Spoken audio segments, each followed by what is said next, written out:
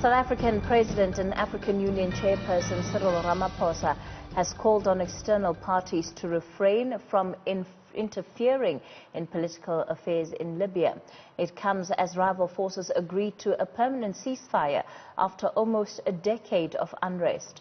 Ramaphosa described the deal as an important step towards silencing guns in Africa. The deal was signed on Friday after nearly 10 years of conflict triggered by the downfall of longtime leader Muammar Gaddafi. According to the deal, all foreign fighters and soldiers will leave Libya within 3 months. Opposition parties have rallied in Abidjan to protest against Ivorian President Alassane Ouattara's plan to seek a third term. Tensions are rising in the lead-up to the country's high-stakes election. Ouattara, who is 78 years old, announced in August he'll seek another term after the sudden death of his hand-picked successor the previous month. Now that created a leadership vacuum within the governing party. The president's decision has infuriated the opposition, who say Ouattara is violating the constitution by seeking another term. Issiaka Konate is the Director General for Ivorians Overseas, and he joins us now to discuss the situation in his home country. I mean, when we look at the legality of it, there has been approval in as far as the justice system in the Ivory Coast for President Ouattara to run for a third term. So it wouldn't necessarily be illegal for him to do that, but is it morally conscionable for him to seek a third term? Thanks again for giving me the opportunity to talk about my country. I think we need to look at so many things here. I think, yes, because everybody knows what happened in Côte d'Ivoire. Ouattara publicly came and announced to the whole country that he was standing down. He handpicked his successor. Unfortunately, in July, the Prime Minister passed away, and it was a very difficult decision for the President to come back. I mean, the President has the whole country, every single political party, not only political party within RHDP, but so many people went to see President Ouattara and say, look, the situation is as bad as it is at the moment. We have terrorist threat in our northern borders. We have great challenges coming towards this country. Can you not please run again as long as the Constitution allows you to do so? I mean, it's taken the President some time to answer, and he did give his answer. He said, yes, finally, but he did explain. He said, this is not a pleasure for me. I publicly announced to the whole world that I wasn't standing. I am in the position now where I have to make a very difficult choice. And the choice that comes first is the country, the stability of Ivory Coast, and in the situation we are in now, Ouattara is the best person to lead this country forward. You look at the opposition parties and the issues that they've raised. So far, you have about 41 candidates who've been disqualified from standing to run for office. And among those are people that would have been strong contenders for the presidency. And that is part of what is fueling the opposition to the third term. Well, I don't think so. I think we have a major problem here. I don't understand. What is the democracy? A democracy, you have a process to go through the election. You have a constitutional court. You have the electoral commission, which is a separate commission, who doesn't belong to any political party. And then every single political party would say, oh, we have one candidate. The candidates are being sent to the constitutional court. They look at the document provided to them, and they've decided that 4 people can run. And I don't understand why we keep going backwards and not understanding that in a democratic process, you also need the judicial system to be in place. And I mean, the Constitutional Court has been quite clear. They've said 4 people can run on the basis of information, and all the information, all the legal requirement met by those 4 people that they can stand. And all of a sudden, everybody looks and says, well, I'm not standing anymore. Well, when people are standing, the Constitutional Court will write a letter to you and say you got certain document missing from your file. If you don't want to run, then as early as possible, then you tell the whole country you're not running. You don't go through the whole process and all of a sudden trying to stop the process again. I think this is wrong for democracy. And at the end of the day, I think a strong democracy is in a country where people can hold election at the constitutional date, not keep changing the date. If that was the government that's saying we're not ready for the election, or we don't want to do the election on that day, I am sure that there are so many people across the world who would be saying, this is not a decent government. Why don't they want to go to the election? This is the first time that I see a government want to organize an election. Usually in Africa, we say government refuse to organize election. When we are accepting to organize election, and people are saying no. Our Ivory Coast constitution is clear. The general election, the presidential election, is the last Saturday of the last terms of a president, of a latest term of a president. So the 5th year, last Saturday, and that's the 31st of October. And then, you know, this is something we've known since 2015, since 2016, when we had the new constitution.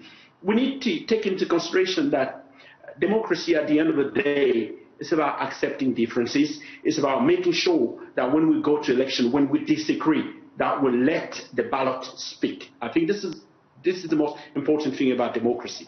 One of the values, as you speak about what makes democracies work, is of course the element of trust.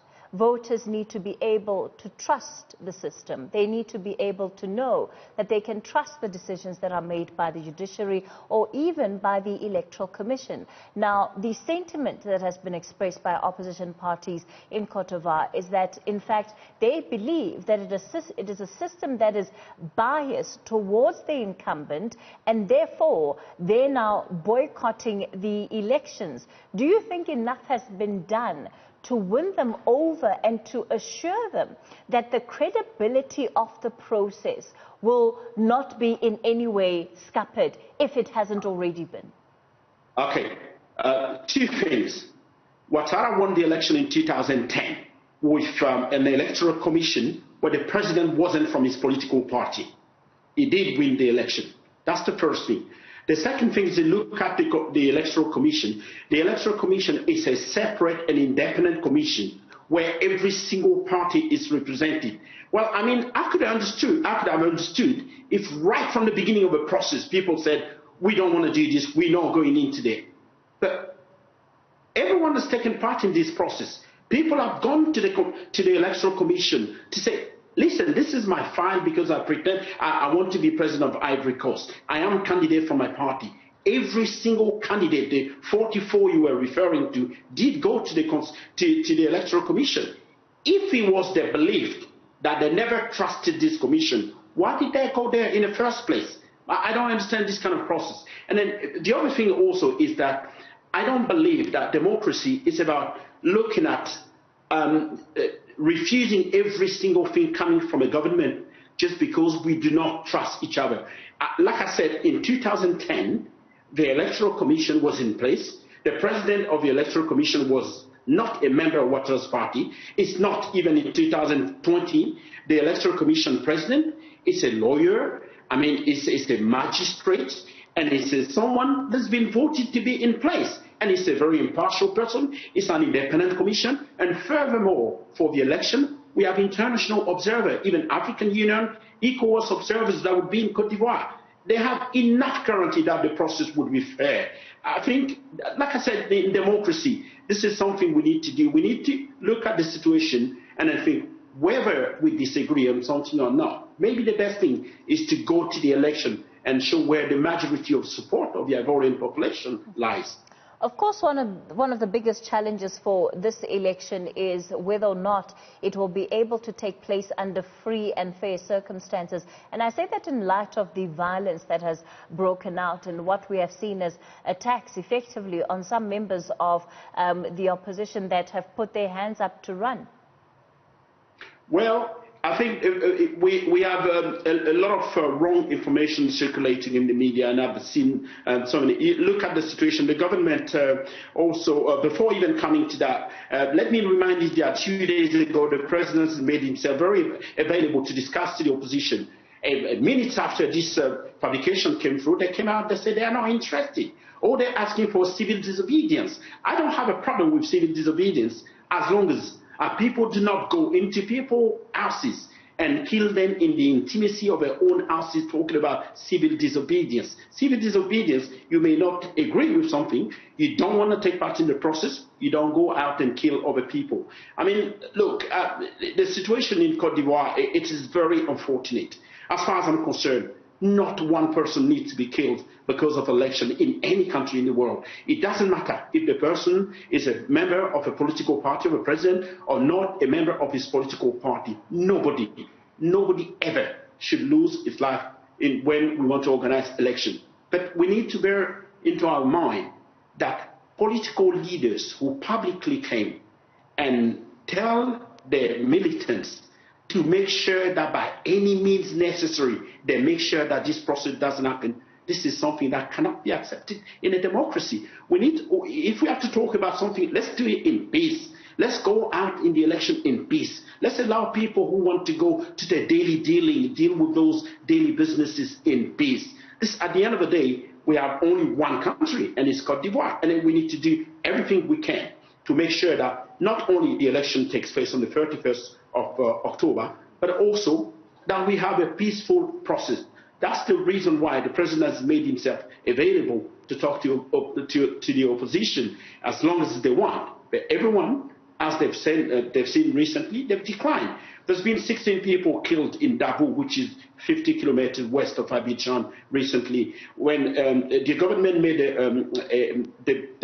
made an announcement 2 days ago explaining the situation there, where people were conveyed in Dabo, and then people wanted to create a tribal war. I mean, sorry, we don't build democracy working like that. We need to start again and think about what is the best for our country. What's the best for our country? Is take part in the election.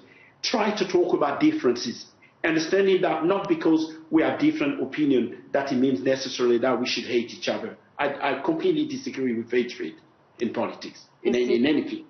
Issiaka Konate is the Director General for Ivorians Overseas, and that election takes place on the 31st of October.